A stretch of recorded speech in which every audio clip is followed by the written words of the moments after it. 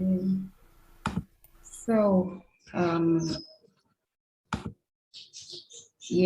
thank you, Ellie, for the introduction. So,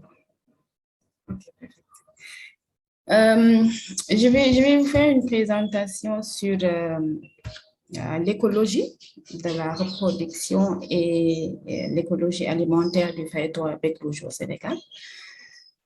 Donc, ça, ce sont mes travaux de thèse que je continue à faire sur l'espèce ici au Sénégal aux îles de la Madeleine. Donc, ça, c'était les premiers résultats qu'on a eu à avoir sur l'espèce. D'abord, pour les oiseaux marins, pour la conservation marine. Donc, les oiseaux marins, ce sont des prédateurs supérieurs marins dont la population est actuellement en déclin considérable, et ça au cours de ces dernières années, de ces dernières décennies. Et ce déclin est principalement dû à des menaces au niveau terre, c'est-à-dire dans les colonies de reproduction, mais également des menaces en mer. Maintenant, ces menaces en mer, ce sont des menaces qui ne sont pas toujours perceptibles, qui ne sont pas toujours connues. Et pour mieux appliquer des mesures de conservation pour ces espèces, il est essentiel d'accroître nos connaissances sur leur biologie fondamentale et essayer d'identifier les principales menaces qui pèsent sur leur population, donc c'est-à-dire les menaces à terre, mais plus important, les menaces en mer. Maintenant, malheureusement, ces informations de base ne sont pas souvent connues, notamment ceux en mer, celles en mer plutôt. Et l'écologie des oiseaux marins aussi a été toujours difficile à étudier en raison de la difficulté d'observer ces oiseaux et également de suivre adéquatement leur déplacement en haute mer.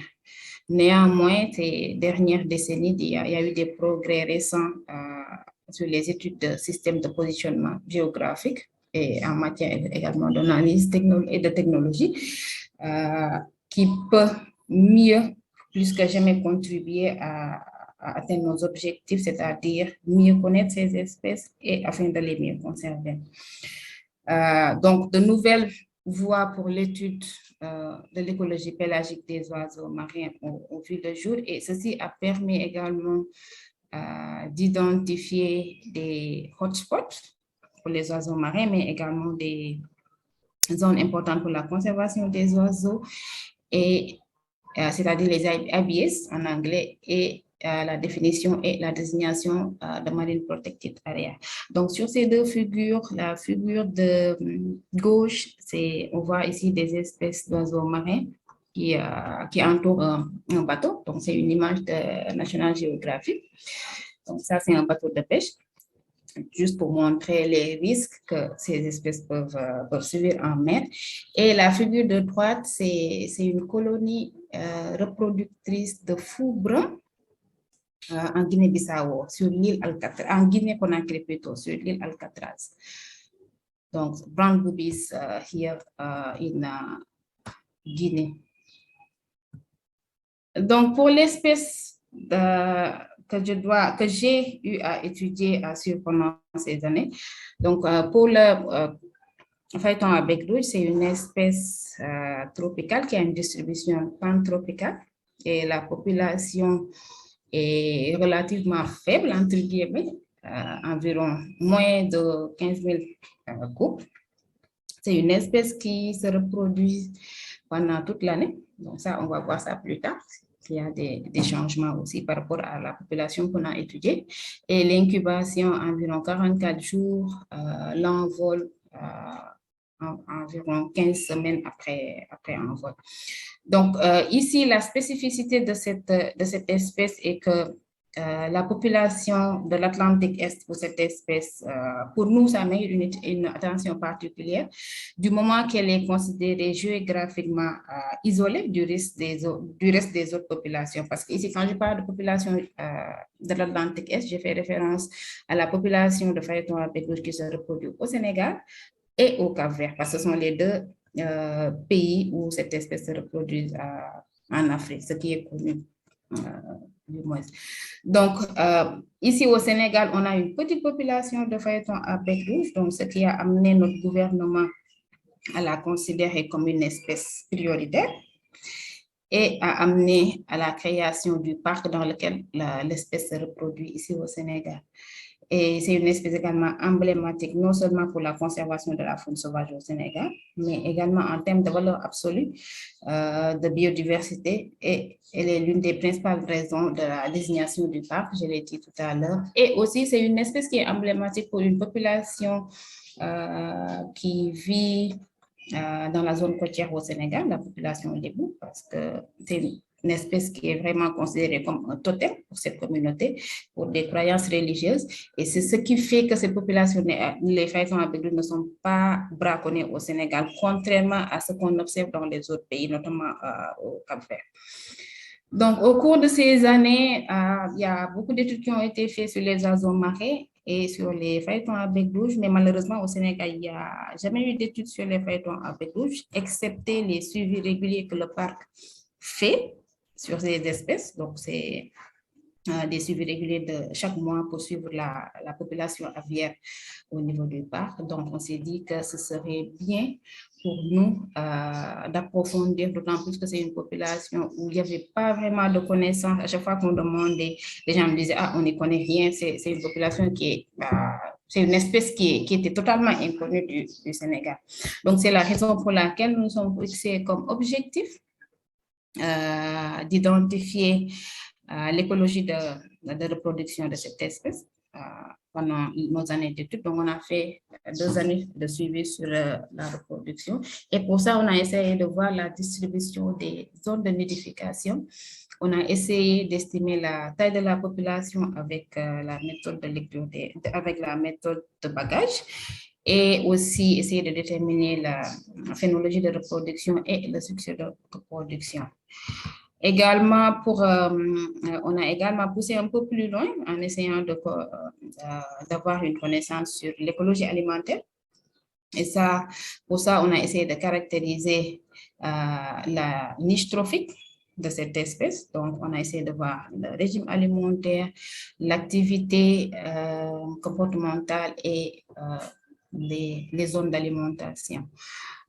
On a également essayé de voir comment le phaéton à bec rouge utilise les conditions océanographiques en fonction pour son comportement alimentaire, et également l'implication pour la conservation, surtout en termes d'interaction potentielle avec les fisheries, avec les pêches, et aussi la délimitation ou la création d'aires protégées pour la conservation de cette espèce.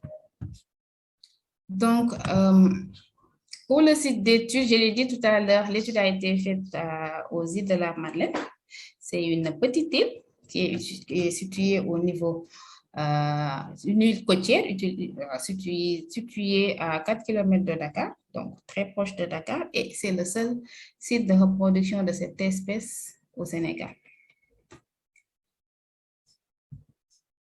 Et donc, tout à l'heure, j'ai dit que cette espèce est la raison pour laquelle c'est la raison de la désignation de cette île en parc. Donc, le parc est appelé Parc national des îles de la Madeleine. Donc, c'est un petit parc de 45 hectares et il est divisé en 3 parties. On a une île principale de 17 hectares et une île secondaire qu'on a ici, qui sont des affleurements rocheux. Et également, on a une bande maritime de 50 mètres autour de l'île. Donc, c'est ce qui fait le parc. Pour les 45 hectares, donc c'est l'île de 17 hectares, la petite île et une bande de 50 mètres autour de l'île.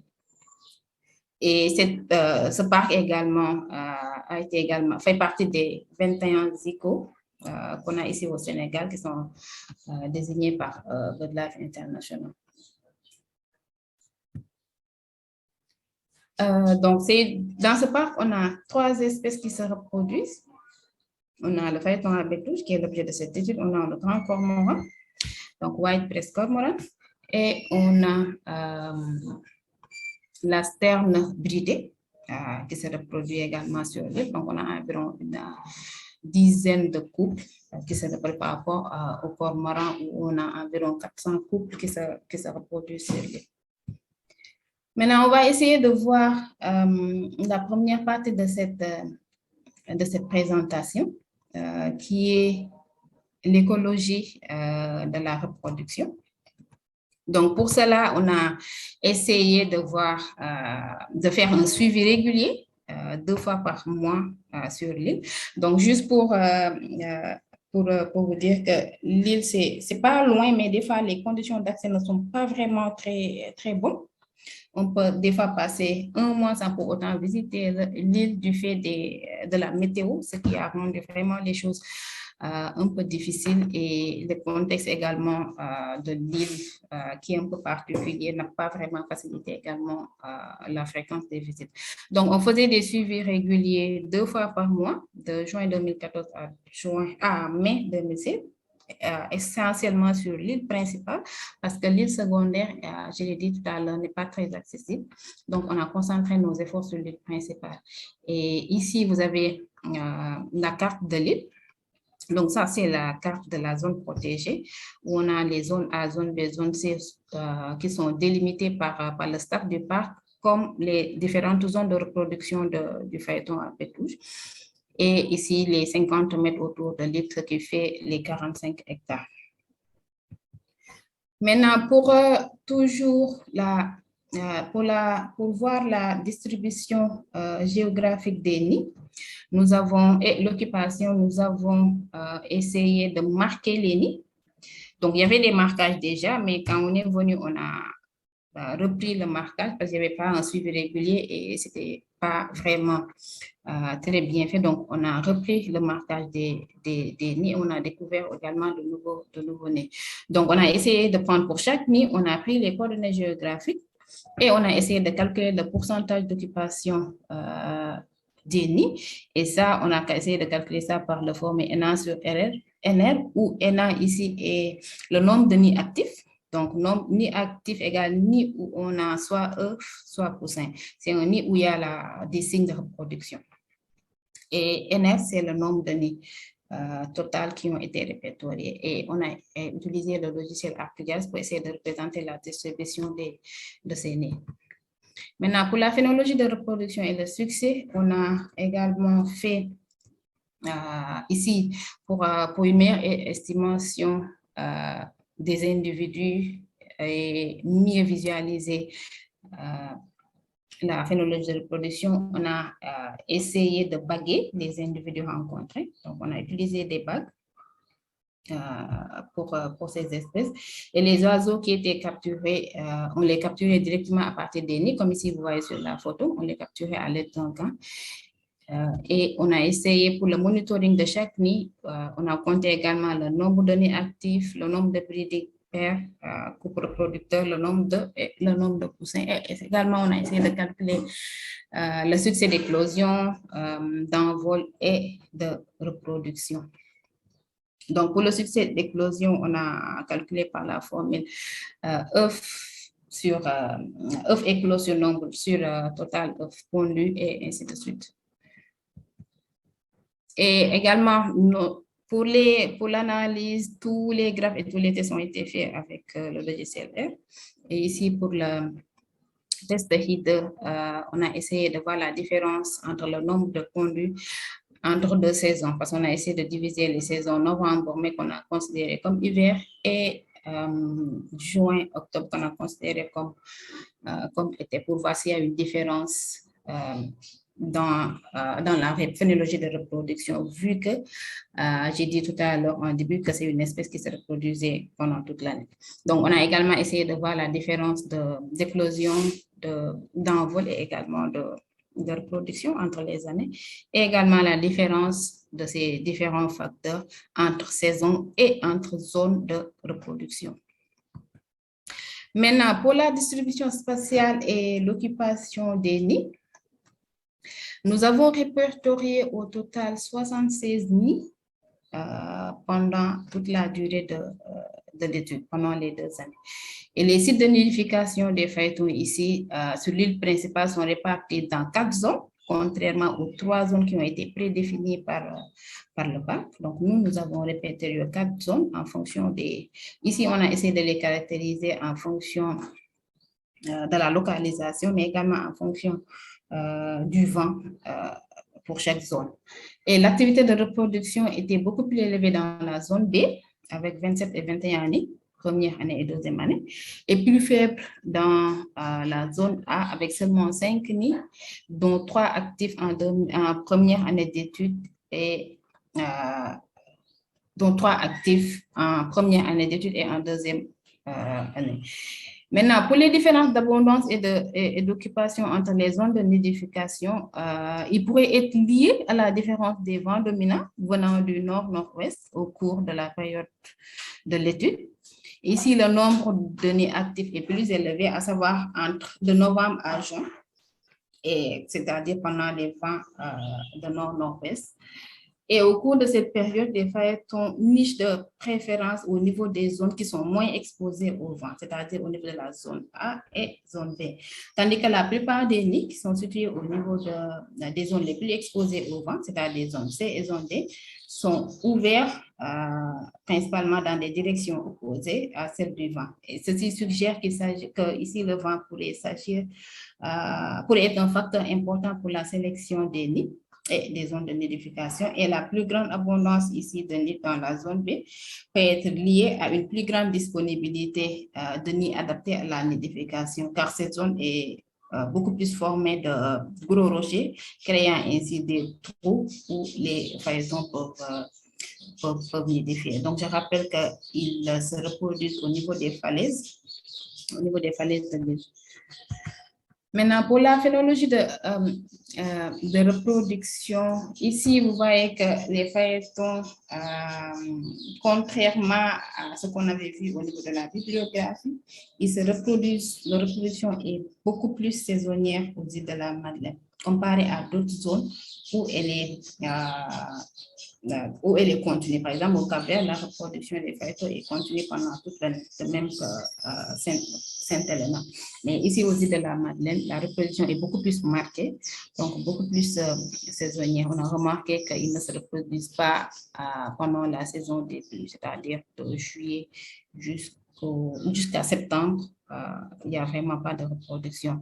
Donc, la femelle pond aussi un seul œuf. Et on a vu également que la ponte serait beaucoup plus de octobre à mai, avec un pic au mois de décembre, donc pour la première année, et au mois de novembre pour la deuxième année. Donc ici, on a également remarqué que la ponte de novembre à mai est supérieure à la ponte de juin à octobre, donc ce qui justifie, ce qui vient confirmer la saisonnalité de la reproduction. Donc ici également, on s'est dit que peut-être cette périodicité de reproduction serait due à la disponibilité des ressources alimentaires et les conditions environnementales dans la région au cours de l'année. En effet, l'île est située très près de la côte sénégalaise, donc sur le plateau continental, et c'est une zone de poêline particulièrement productive du mois de février au mois de mai jusqu'au début juin.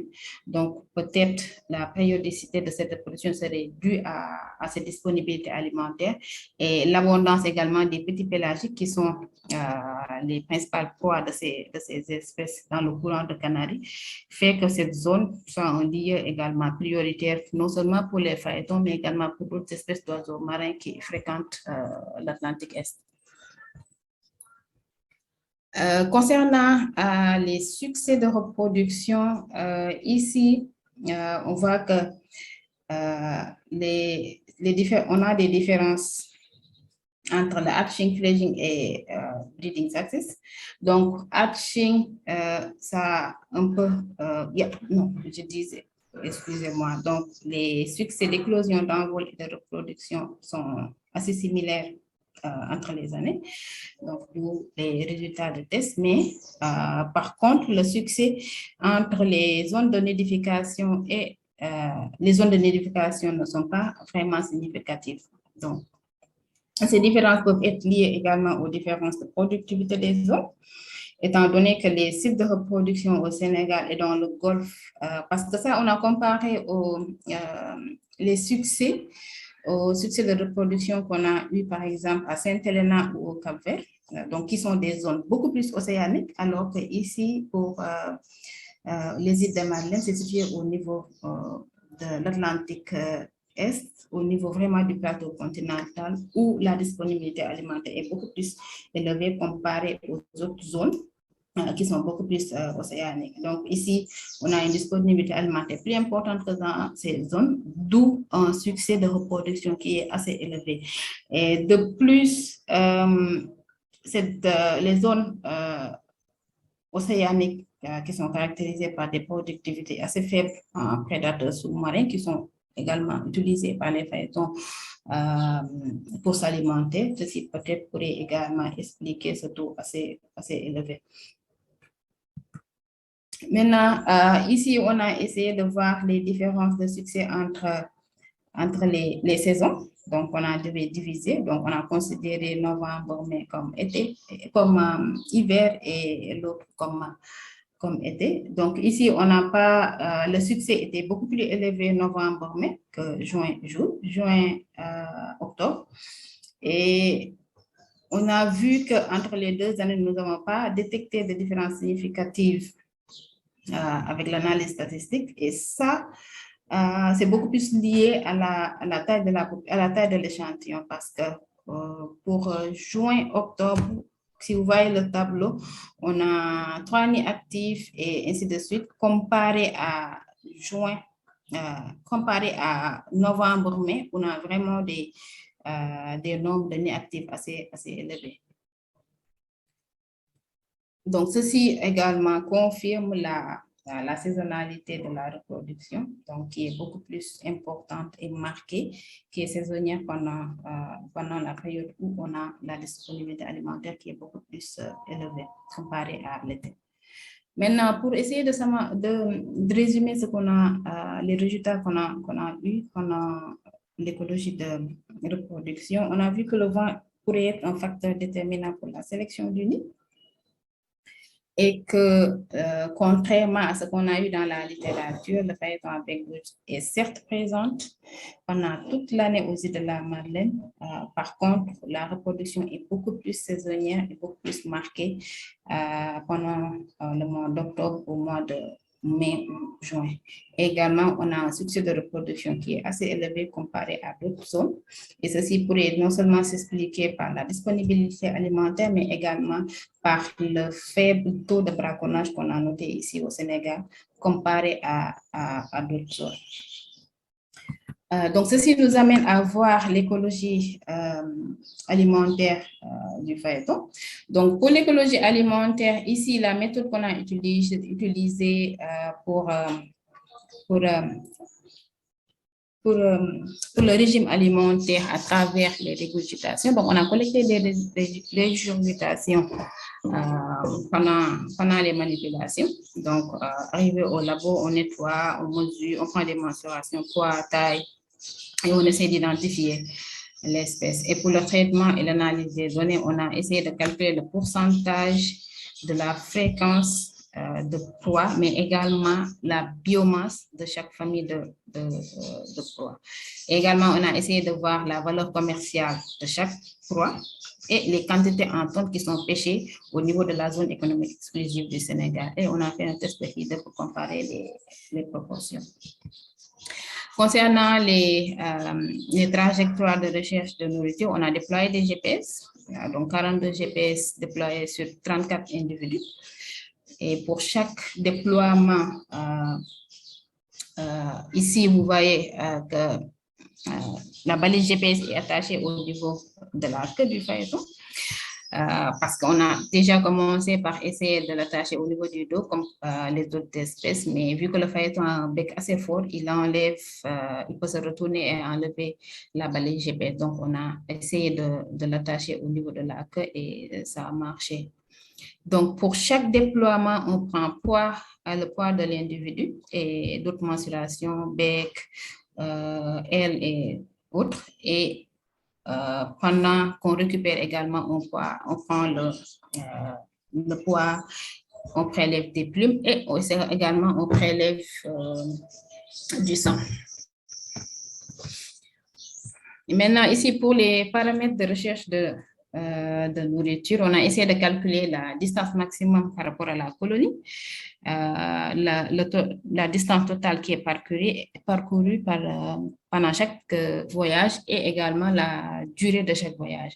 Et également, on a essayé de voir, on a essayé d'utiliser le package MBC du logiciel aide pour essayer d'identifier les carnets densité estimation. Donc, ici, on a essayé de voir le home range et également core area pour essayer de voir la distribution de l'espèce pendant la période de reproduction. Donc, également pour les activités et le comportement, on a toujours utilisé le package EMBC et ici, on a essayé d'identifier 4 comportements. Donc, avec ce package, on a identifié le comportement de repos, recherche intensive de nourriture, recherche extensive et la relocalisation. Donc, ici, le package base, c'est un algorithme d'estimation du maximum de vraisemblance, donc qui est fourni par le package MBC.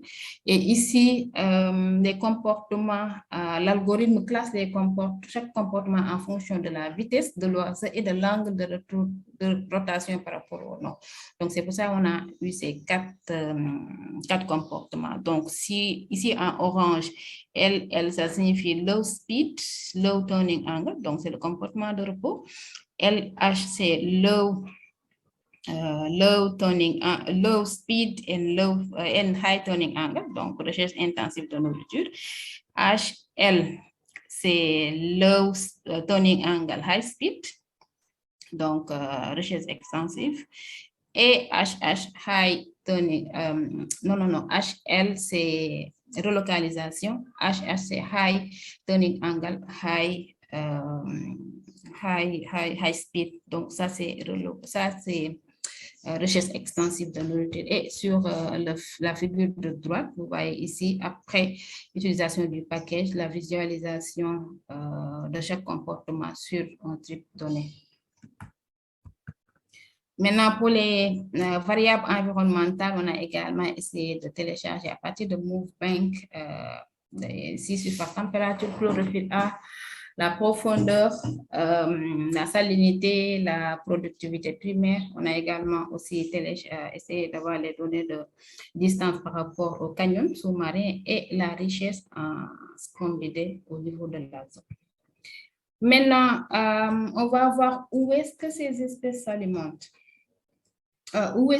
Qu'est-ce que ces espèces consomment plutôt. Donc, pour le régime alimentaire, ici, on a d'abord le régime alimentaire en termes de fréquence. Donc, le régime alimentaire pendant la période de reproduction, c'est composé de 4 familles de poissons épipélagiques. Donc, Scrombidés, Bélonidés, Exocytidés et Carangidés. Par contre, Bélonidés et Exocytidés sont consommés à plus grande fréquence comparée à Scrombidés et Carangidés. Ça, c'est en termes de fréquence. Maintenant, en termes de biomasse, les 4 familles sont consommées à quantité similaire, comme on le voit ici sur la photo, avec des pourcentages qui ne sont pas vraiment très variables. Donc, les 3 premières familles, donc Bélonidés, Exocytidés et Carangidés, sont généralement prédatées par les oiseaux marins tropicaux en association avec les grands prédateurs sous-marins pendant la journée. Et ici, on a essayé de faire des recherches sur la valeur commerciale de ces différentes espèces. Et si vous voyez dans ce tableau, un certain nombre de ces espèces qui sont consommées par les feuilletons ont une valeur commerciale assez élevée. Comme les Carangidés et les Scrombidés avec l'espèce Trachurus tracea et Oxystrasa. Donc, ils sont vraiment très pêchés au Sénégal, avec une valeur commerciale qui est très élevée comparée aux Exocytidés qui ont une valeur commerciale un peu mineure. Donc ici, les pêcheries au Sénégal peuvent également constituer une menace concurrentielle indirecte pour les feuilletons, car les deux espèces, Tracurus trachea et Oxystrata, qui sont des proies importantes pour les feuilletons, également une valeur commerciale assez élevée et qui sont très pêchés au Sénégal. Déjà en 2015, pour les scombridés, pour les scombridés, on a une capture de environ 12 000 tonnes d'espèces qui ont été capturées au Sénégal, et également pour les carangidés, environ 10 000 tonnes ont été capturées au Sénégal. Et ça, c'est au niveau de la zone économique exclusive du Sénégal. Maintenant, voyons où est-ce que ces espèces s'alimentent. Donc ici, pour les déploiements qu'on a fait, excusez-moi, nous avons obtenu 22 voyages complets. Et pour sur les 22 voyages, ici vous voyez pendant incubation et pendant élevage des poussins, la plupart des voyages s'effectuent vers l'ouest, au niveau du plateau continental, mais également en haute mer. Et vous voyez ici pour les paramètres de recherche de nourriture, vous voyez que la distance maximale parcourue par rapport à la colonie est en moyenne semblable entre les deux stades de reproduction. Donc, avec les tests statistiques entre incubation et brooding, c'est semblable.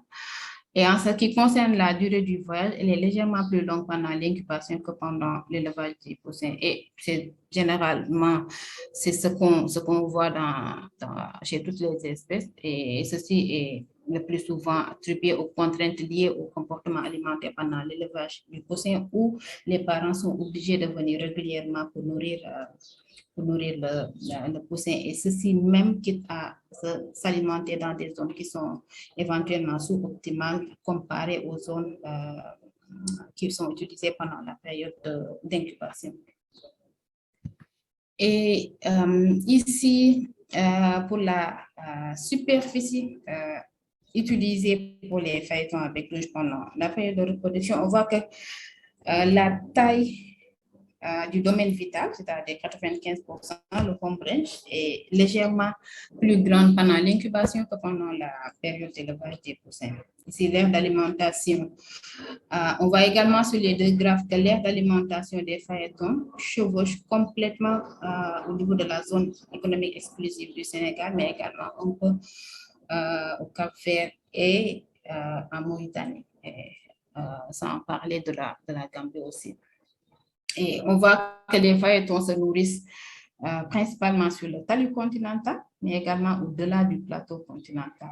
Et en effet, ces aires d'alimentation ne se trouvent pas dans une zone protégée ici, parce que rappelez-vous, au début, j'avais dit que la seule aire protégée, c'est les 50 mètres autour de l'île. Et ici, quand on voit les graphes, on voit que les aires d'alimentation ne se situent pas exactement au niveau des zones qui sont protégées, étant donné que la seule protection, c'est les 50 mètres autour du parc. Et ce qui est nettement trop petit pour cette espèce. Et ceci pourrait constituer aussi un risque pour l'espèce, car la pêcherie au Sénégal peuvent également constituer une menace concurrentielle pour cette espèce. D'autant plus qu'on a vu qu'il y a certaines espèces qui sont pêchées, qui ont une valeur commerciale élevée, qui sont vraiment consommées par ces espèces. Maintenant, est-ce que les feuilletons à bec rouge utilisent les variables environnementales pour la recherche de la nourriture? Ici, donc, excusez-moi, j'ai dû couper le tableau pour juste montrer les paramètres qui sont vraiment parlants ici. Donc, ici, vous voyez que les feuilletons se nourrissent le plus souvent dans les eaux plus chaudes. Donc, si on voit si surface température pendant la journée et pendant la nuit, on voit que les feuilletons se nourrissent beaucoup plus dans les eaux plus chaudes et plus riches en nutriments et moins profondes. Donc, plus chaude, plus riche en nutriments et moins profonde au large de la côte. Donc, ils cherchent également leur nourriture dans les eaux qui ont une richesse moindre en scombridés comparé aux zones où ils traverse. Si on voit la richesse en strombidés, on voit que il passe dans les zones où la richesse est beaucoup plus importante et recherche la nourriture dans les zones où la richesse en strombidés est moins, où on a une concentration moindre en strombidés. Et donc, ceci peut être également expliqué par le fait que ici, dans nos zones, on n'a pas également beaucoup d'espèces de tonidés qui sont pêchées au niveau de la zone. Maintenant, est-ce que le comportement du phaéton avec l'eau change en fonction de la journée? Donc, ici, dans ce graphe, on a les différents comportements qu'on avait identifiés avec le EMPC package. Et on a essayé d'estimer, de calculer le pourcentage de chaque comportement en fonction de l'heure de la journée. Et on voit que les phaétons se reposent principalement pendant la nuit et pendant nuit et midday. Je suis désolée, je voulais qu'il during night et during midday. Donc, ils se reposent beaucoup plus pendant la nuit et pendant la journée, donc vers midi, et montrent des pics de déplacement et de recherche de nourriture vers 8h et 19h, donc pendant les levées et les couchers du soleil. Les levées et les couchers du soleil. Donc, ici également, pour le resting, repos pendant incubation, c'est beaucoup plus important pendant l'élevage des poussins, ce qui se comprend parce qu'il y a les besoins d'alimenter les petits. La relocalisation également est beaucoup moins importante pendant l'incubation que pendant l'élevage des poussins, ce qui est également compréhensible. Et également, on a des comportements de recherche de nourriture qui sont semblables pendant l'incubation et pendant l'élevage des poussins.